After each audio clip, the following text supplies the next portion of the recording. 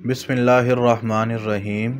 सूरत तगाबन का वजीफ़ा ये हर किस्म की बीमारी के ख़ात्मे के लिए बहुत मुजर्रब वजीफ़ा है।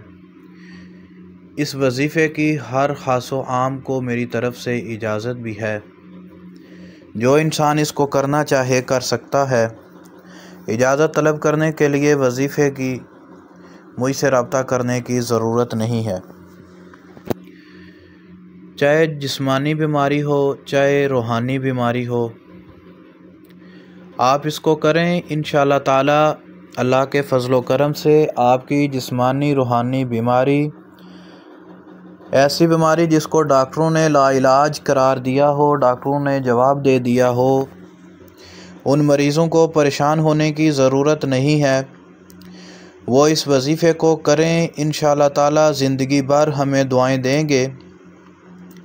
और इस वजीफ़े को सदका जारिया समझकर आगे भी शेयर ज़रूर करना। जो भी इंसान मेरे इस वजीफ़े को या मेरी इस वीडियोस को सुन रहा हो, इसको सदका जारिया समझ के आगे शेयर ज़रूर करे, ताकि हर उस इंसान तक हमारी आवाज़ पहुंच सके जो परेशान हाल है, इलाज करवा करवा के थक गया है। जब उस तक ये वीडियो पहुंचेगी, वो सुनेगा, उसका फ़ायदा होगा। जिसने शेयर की उसको भी वो दुआएं देगा और हमें भी वो दुआओं में याद ज़रूर रखेगा। वजीफ़ा सूरत तगाबन का है। अगर मरीज़ ख़ुद पढ़ सके तो अच्छी बात है, अगर ख़ुद ना पढ़ सके तो एक बंदा उसके पास वज़ू की हालत में बैठे सूरत तगाबन 41 बार आवाज़ बुलंद ऊंची आवाज़ में पढ़े,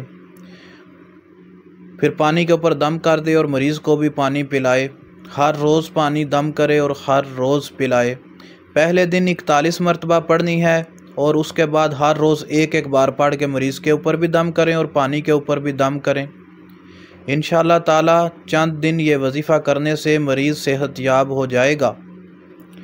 मज़ीद तफसीलात के लिए आप रब्ता करना चाहें तो मेरा दिया गया नंबर मौजूद है, आप रब्ता कर सकते हैं।